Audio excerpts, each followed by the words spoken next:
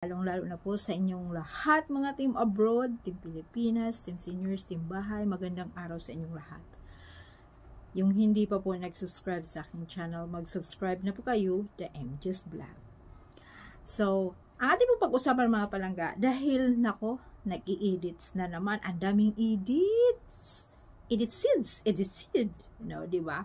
So, ganun talaga ang mga ginagawa nila para ready tayo dyan, di ba? So, ipagtanggol natin na wala talagang kasama si Alden. So, yung may ini-edit po, may isa akong nakita, pero noong kinalaunan, nung pag-scroll ko, ang dami na. Kasi yung may kasama si Alden sa kotse, tapos pagbaba ng kotse, mayroon siyang inaalalaya na babae.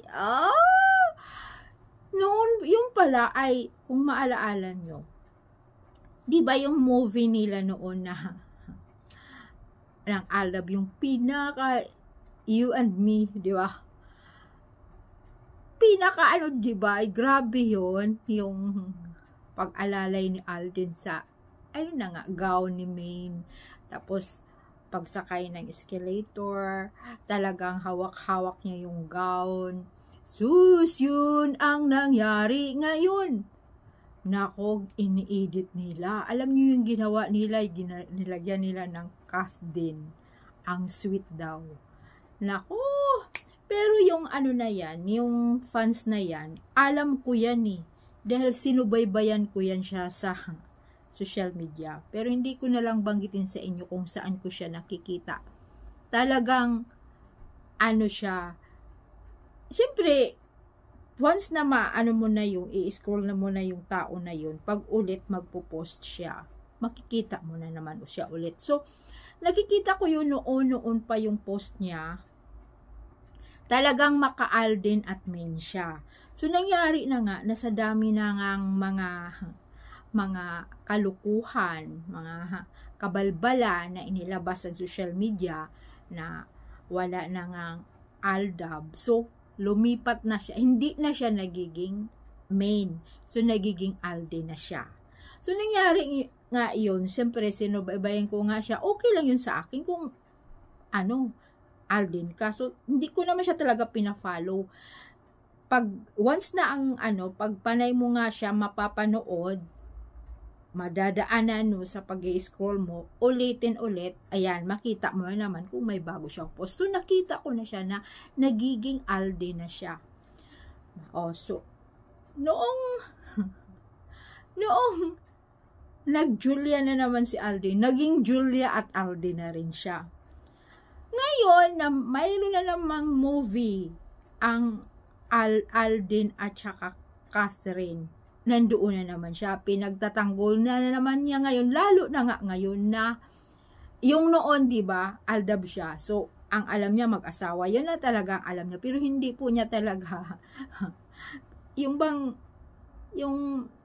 yan ang sinasabi ko sa inyo, hindi talaga siya totoong fans ng Aldab, kung alin lang kung sino talaga ang, sikat sa social media, or yung patok sa social media, pinapatulan niya yun na yun ang katotohanan. So, ito na nga, hindi nga siya naniniwala na mag-asawa. So, papaling-paling na nga siya. Nandoon na siya sa pula, sa puti. Kung sino nga kaano ni Alden ngayon, kasama, or sino ang kanyang katambal, pinapaniwalaan niya na may relasyon. Tapos, sinasabi niya din niya na siging single niya. So, ngayon nga, Catherine na naman daw na may, yun na nga, may ka-steady. Sila nga daw ang magka-steady. So, nag-i-edit siya, mismo ang nag-edit na, ayan, magkasama nga daw sa car, tapos, yan, hinahatid pa, tapos, yung nga daw ng escalator, magkasama pa, alalay, hay nako, alam nyo yan mga palangga, lahat ini-edit niya, tingnan mo palangga, ini-edit niya yun,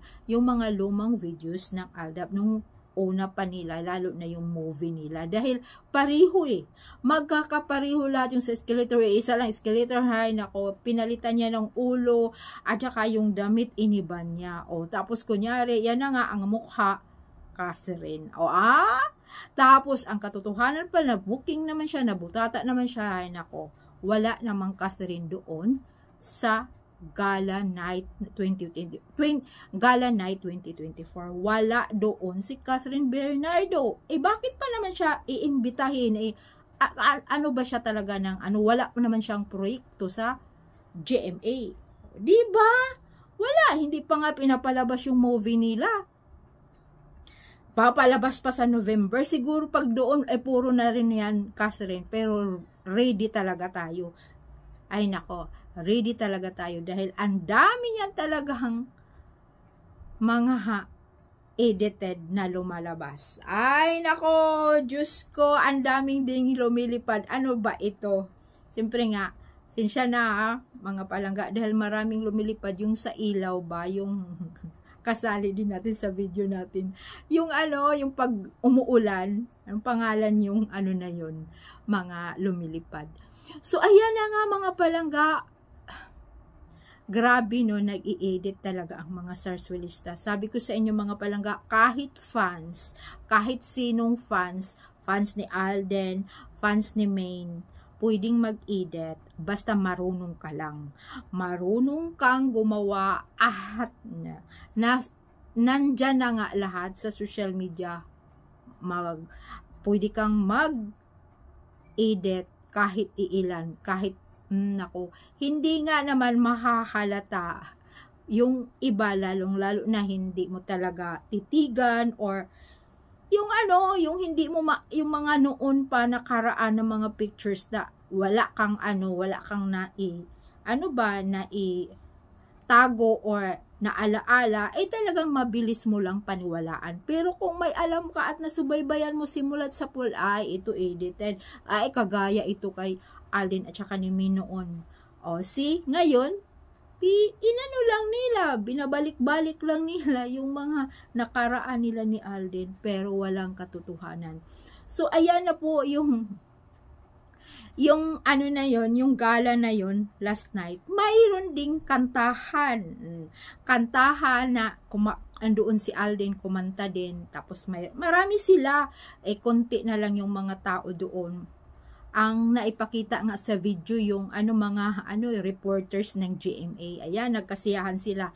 Tapos ang pinalabas naman, naka-duet daw ni Alden si Catherine. Hay nako, bakit kaya nila pinagsiksikan yung Catherine nila?